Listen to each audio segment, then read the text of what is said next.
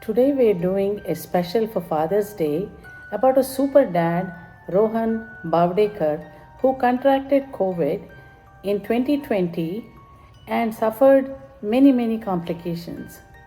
Besides the great work of the fantastic healthcare team at Baylor St. Luke's Medical Center that got him home after several months, the real challenge for the family and Rohan began after he got home, when he needed to really pull himself together, struggle hard to be there for his wife, Manasi, and the three beautiful kids, Vivan, Ayan, and Arya. So, this is a story of hope, courage, and togetherness. If I share with you some of the numbers, you would say, even medical professionals will say that there's no way Rohan would have survived. The happy ending is also that he is not only with his family but is also returned to a tax-paying citizen of the United States. He suffered two cardiac arrests, the first time for 4 minutes, second time for 12 minutes. He was in the acute care hospital for about 90 days. He was on a ventilator for about 89 days. And 63 days he was with a tracheostomy and a feeding tube. And he was in 59 days, he was in the ICU. He was on dialysis for 51 days, and he was on ECMO, where you take the blood out of the body and oxygenate and return it for about 42 days, and he spent another 44 days in the rehab hospital. So, this is a story of courage, hope, and how to keep the family together in times of crisis. This is a must read not only for just healthcare professionals but also families who are experiencing such illness, or if you just want to read about a courageous family, this is a must read. I hope you enjoy it and share with your family and friends. Thank you. Hi, good evening. We are at the Bavdekar residence with Rohan and Mansi, and you heard the challenges that they went through and the severe illness that he experienced. And I just want to have the audience really realize what it is to be so fatally ill and cope with it and what the family goes through. So, Mansi, how are you?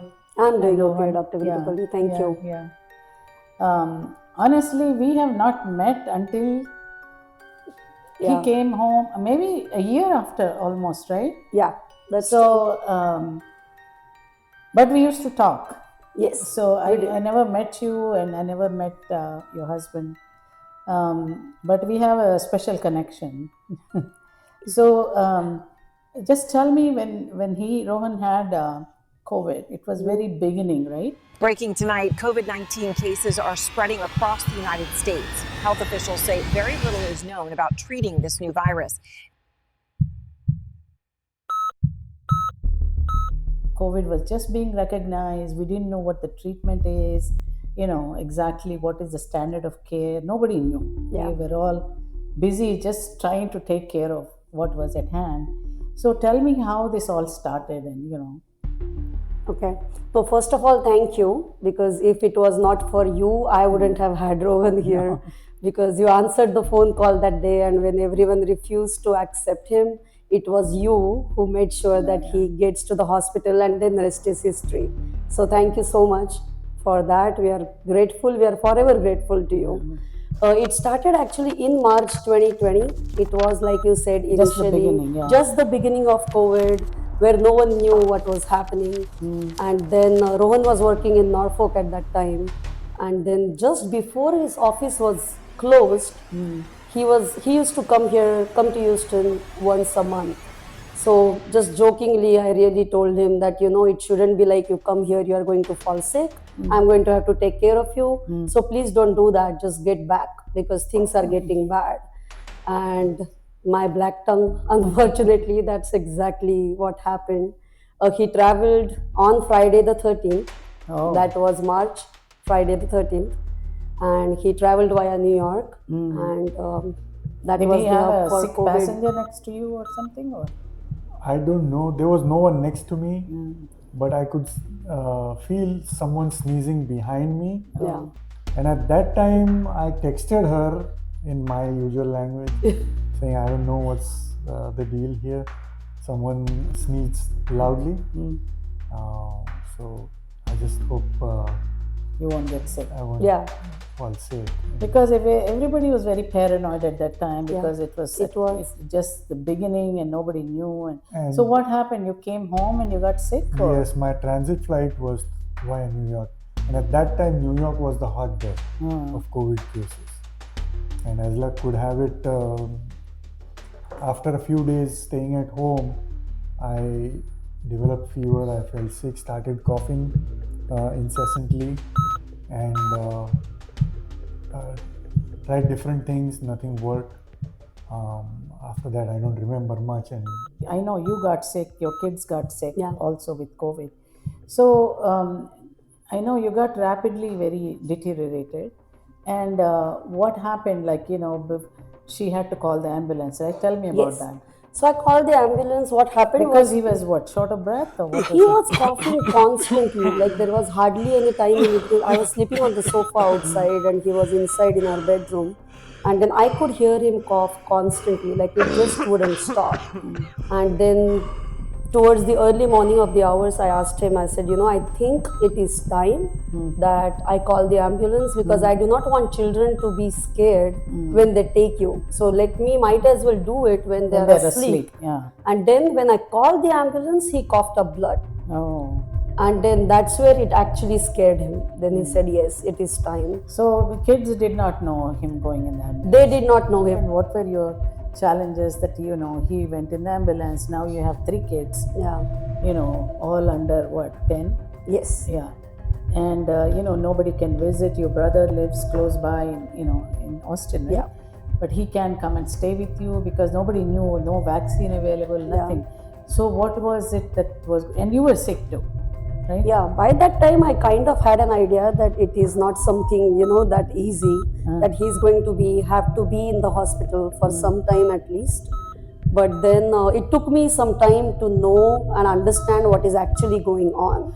Then they put the tube in, Then they put him put on the a tube ventilator. and they put him on the ventilator. And This was kind of at an outlying hospital because there were no beds, right? yes, it was the ER. Yeah, it's a freestanding So it was ER. kind of, yeah. And then next few days, then things just started, just deteriorating very fast. Yeah. His kidneys failed, his lungs failed. Yeah. He was on so many medicines to just support his blood pressure. He was in shock, Yeah. right?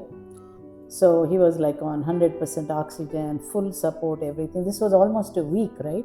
So after he went into the hospital, he got on dialysis and everything.